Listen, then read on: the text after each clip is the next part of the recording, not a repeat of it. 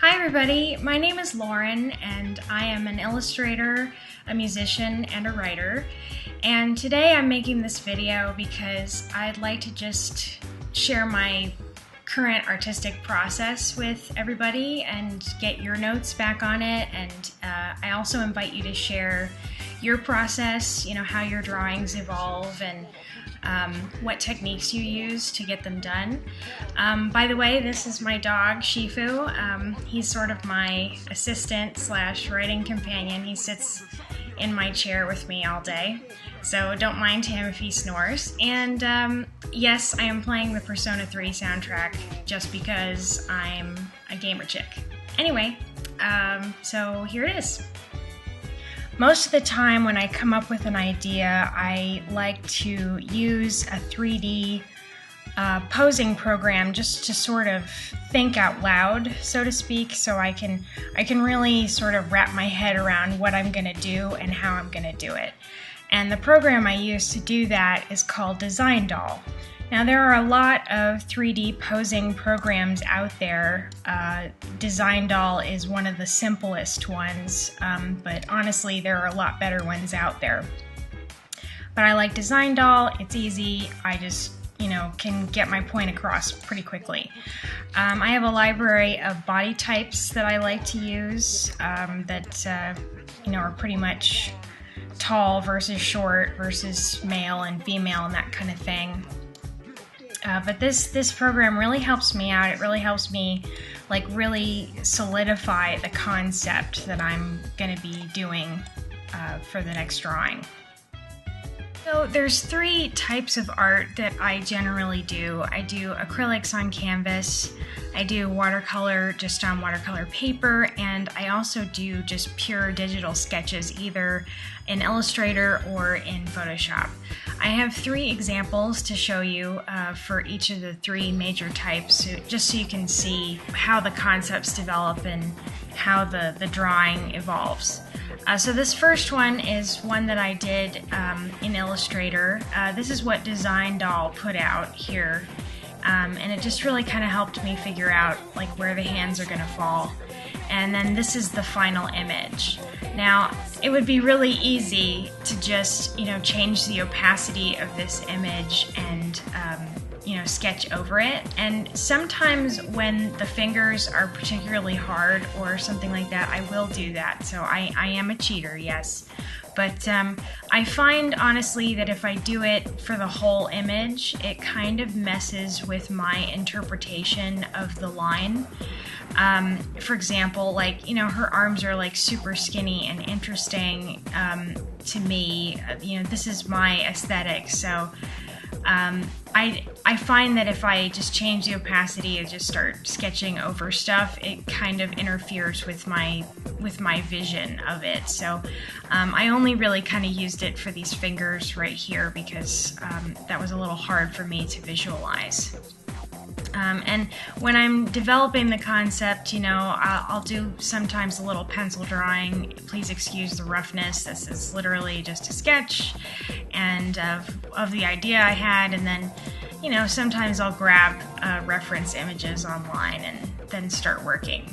So that's the first one. The second one is a picture I did in watercolors. So this is what Design Doll put out. It just kind of helped me figure out where all these legs were. And what I ended up doing is making a stencil for myself. And I have a little light board.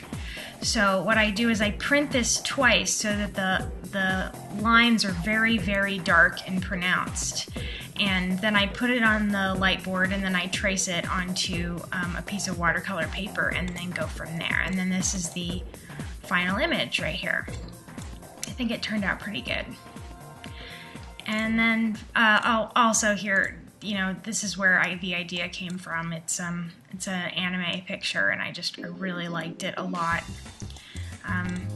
And then the final one I have to show you is this one that I just finished recently.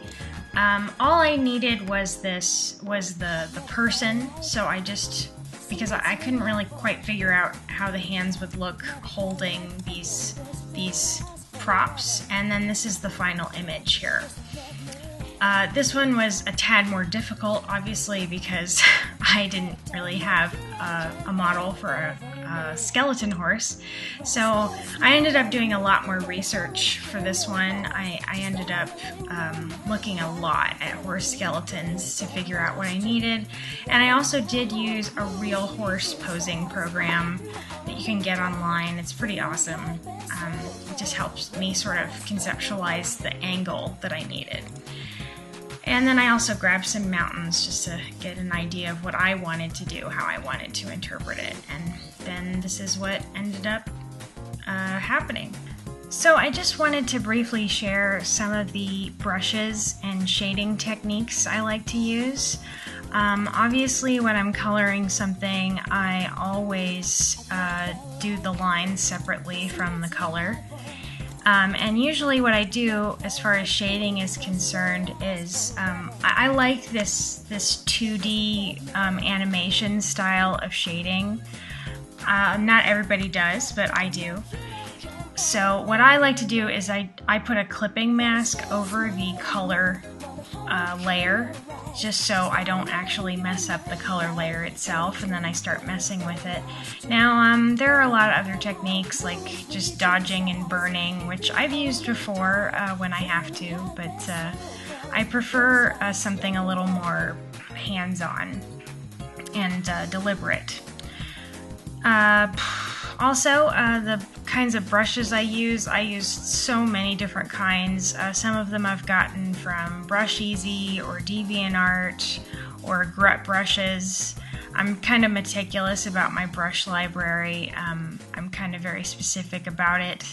But I do have, my own brush libraries now that I sort of curate.